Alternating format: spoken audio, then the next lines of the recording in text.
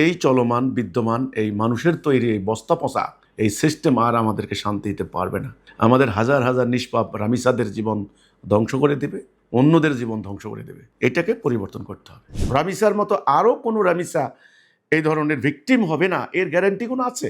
আমি তো বললাম আজকেই চট্টগ্রামে আরেকটা ঘটনা ঘটেছে। 4 বছর একটা কন্যা শিশু ধর্ষিত হয়েছে। তাহলে ঘটনাগুলি কেন ঘটছে এটা নিয়ে এখন প্রথম কথা বলতে হবে। এমনকি দুঃখজনক কিছু কিছু মাদ্রাসা এডুকেটেড লোক একথাও বলছেন যে এই মেয়েটা পোশাক আশাক শালীন ছিল না। এটা খুবই দুঃখজনক কথাবার্তা। এই ধরনের কথাবার্তাগুলি, একটা বাচ্চা মেয়ে, 7 বছরের মেয়ে, আপনি শালীন পোশাক বলতে কি বোঝাচ্ছেন? তার অশালীন কি পোশাক দেখলেন? আর পোশাক ওই ধরনের পর্দা করার মতো বয়স হয়েছে এই বাচ্চাটার? এর জন্য কি শরীয়তের ওই পর্দার যে বিধান আপনারা বলেন সেটা কি হয়েছে এই বাচ্চাটার? তাহলে চট্টগ্রামে 4 বছরের কন্যা শিশুটা কেন ধর্ষিত হলো? তার লেবাসের বেলা কি বলবেন? মাদ্রাসাতে একটা মেয়ে ধর্ষিত হলো, তার বেলা কি বলবেন? এই ধরনের ঘটনা যেন না ঘটে সেটার কি উপায়? এখন এটা নিয়ে কথা বলতে হবে। আমি দেখলাম মানে ট্রমাটাইজ হয়ে গেছে, ট্রমা হয়ে গেছে।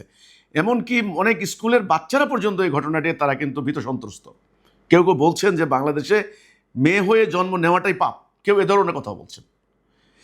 তো এখন সবাই তো এই অপরাধকে ঘৃণা করছে, অপরাধীকে প্রকাশ্যে দণ্ড দেওয়ার জন্য দাবি তুলছে, ঠিক আছে। বাট আমার কথা হলো অপরাধটা কেন হচ্ছে এই জায়গার মধ্যে আসতে হবে, এখানে কিন্তু আমাদের কথা বলতে হবে। আমার বক্তব্য হচ্ছে এই অপরাধটা নির্দিষ্ট কোনো একটা কারণে হচ্ছে না। আপনি কেউ বলবেন যে মানে ফ্যামিলি থেকে যথেষ্ট পর্দার বিধান নাই, কেউ বলবেন অশ্লীল ইউটিউব ফেসবুক দেখে দেখে সামাজিক যোগাযোগের মাধ্যমে, কেউ বলবেন সামাজিক অবক্ষয় ঘটছে ইত্যাদি। কিন্তু ব্যাপারটা শুধু একমাত্রিক নয়।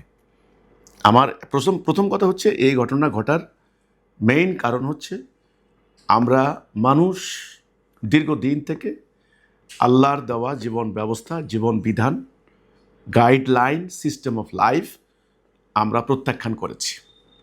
আমাদের অর্থনীতি হচ্ছে সুদের উপরে, সুদভিত্তিক অর্থনীতি, পুঁজিবাদী অর্থনীতি। এখানে ব্যাপক একটা সংখ্যক লোক বঞ্চিত হচ্ছে, দিনকে দিন দরিদ্র হচ্ছে, অর্থনৈতিক অবিচার। আমাদের রাজনীতি হচ্ছে পাশ্চাত্য দর্শনের উপরে রাজনীতি, ধান্দাবাজের ধাপ্পাবাজের রাজনীতি। এখানে ন্যায় বিচার, স্বজনপ্রীতি, ন্যায় বিচার নাই, স্বজনপ্রীতি হবে। আমাদের বিচার বিভাগে চলে ব্রিটিশের তৈরি বিচার বিভাগ।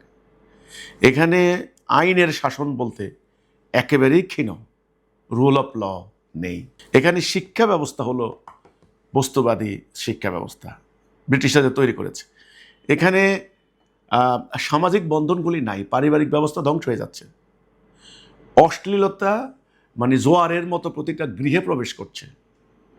ভয়াবহ পরিস্থিতি, অশ্লীল ভিডিও, অশ্লীল কন্টেন্ট পুরো সোশ্যাল মিডিয়া ভরপুর, যেখানে মানুষের নফসের উপর নিয়ন্ত্রণ নাই, মানুষের কন্ট্রোল নাই নফসের উপরে, মানুষের আত্মার উপরে কন্ট্রোল নেই, মানুষ অসুস্থ।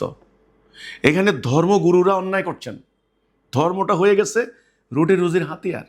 যে ধর্ম শিক্ষা দ্বারা মানুষ নৈতিকতার শিক্ষা দিত, সেই জায়গায় ধর্মগুরুদের ওই জায়গাটা হয়ে গেছে দূষিত।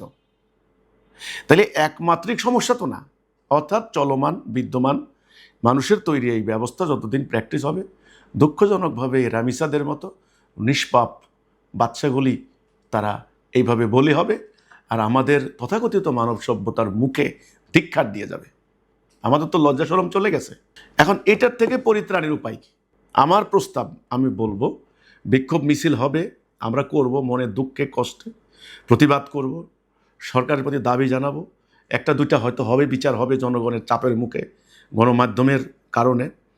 কিন্তু দেখা যাচ্ছে হাজার হাজার এভাবে আড়ালে চলে যাবে, মূল সমস্যার সমাধান হবে না। সেজন্য বলছি সকলকে মিলে, সবাই মিলে আসুন এই চলমান বিদ্যমান এই মানুষের তৈরি এই বস্তা পচা এই সিস্টেম আর আমাদেরকে শান্তি দিতে পারবে না।